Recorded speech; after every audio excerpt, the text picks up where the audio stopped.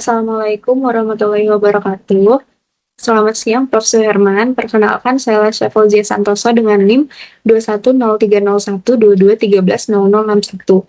Di sini saya akan mempresentasikan bab 1 dari buku 3, yaitu Digital Entrepreneurship oleh Ronnie Bayrol dengan judul Kewirausahaan Digital dan Nilai di Baliknya.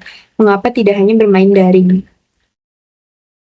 Yang pertama ada paradoks digital.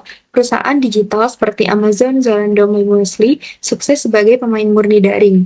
Namun, kini mereka berbalik arah dan membuka toko fisik luring, yang menimbulkan pertanyaan kunci yaitu mengapa.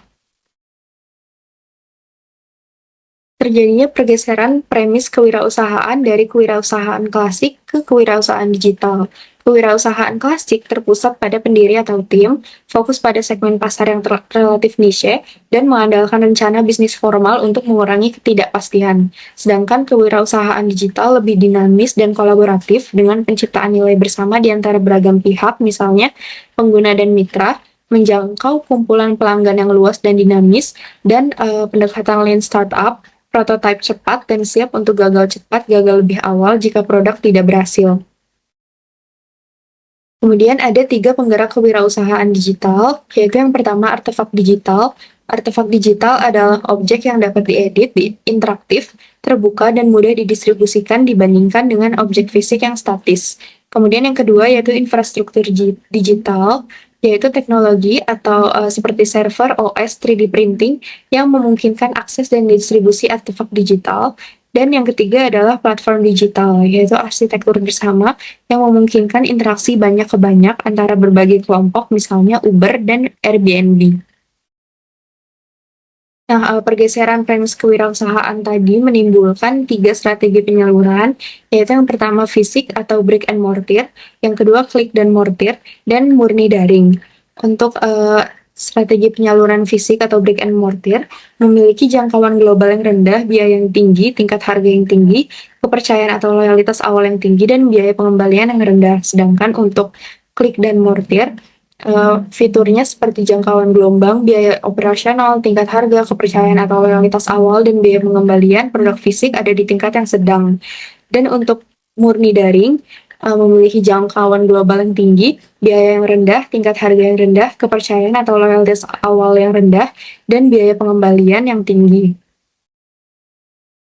Untuk memverifikasi hipotesis ini, dilakukan studi kasus yang menganalisis 4 perusahaan Jerman, yaitu Health-Fan untuk di bidang kesehatan, Electronics-Fan di bidang elektronik, Furniture-Fan di bidang furniture, dan Food-Fan di bidang makanan, yang beralih dari murni daring ke luring, menunjukkan penambahan nilai dalam 4 dimensi tambah, yaitu fungsional, emosional dan sosial, ekonomi, status, dan kredibilitas.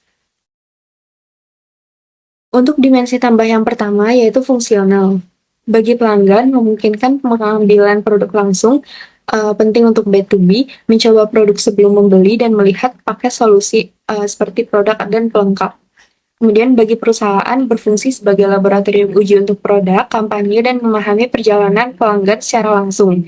Dan bagi mitra menjadi tempat pelatihan dan pertukaran pengetahuan. Beberapa mitra bahkan mewajibkan adanya toko fisik untuk mengizinkan penjualan daring. Yang kedua adalah emosional dan sosial. Membangun kepercayaan adalah motivasi utama. Toko fisik memberikan sinyal keseriusan, kredibilitas, dan perspektif jangka panjang. Toko menciptakan pengalaman sentuh dan rasa seperti cahaya, musik, staff yang sulit ditiru secara daring, serta mengurangi persepsi risiko pelanggan. Kemudian yang ketiga itu ekonomi untuk akuisisi pelanggan. Tantangan terbesar adalah biaya operasional yang tinggi dan perbedaan harga daring atau luring. Namun toko fisik sukses mengakuisisi pelanggan baru. Sepertiga, pengunjung toko belum pernah mendengar tentang fasilitas daring perusahaan tersebut. Toko luring fokus menjual paket solusi, misalnya laptop dengan tas dan mouse yang memiliki margin lebih tinggi. Dan untuk dimensi tambah yang keempat yaitu status dan kredibilitas. Yang pertama, membangun pengakuan merek. Toko fisik membantu perusahaan menonjol di tengah samudera merah persaingan daring yang ketat. Dan yang kedua, menjelaskan peran usaha. Bagi platform digital, toko fisik sangat penting untuk menjelaskan peran mereka. Pelanggan mulai mengenali merek platform, bukan hanya produk yang dijual di dalamnya. Kemudian dari studi ini disimpulkan yaitu masa depan pemain murni daring yang disimpulkan menjadi cepat atau lambat, banyak usaha harus gulung tikar atau memperluas keluring. Jika sebelumnya hanya daring, hanya layanan yang memiliki posisi daring dominan yang berpeluang bertahan sebagai pemain murni daring. Terima kasih, sekian yang dapat saya sampaikan. Kurang lebihnya mohon maaf. Wassalamualaikum warahmatullahi wabarakatuh.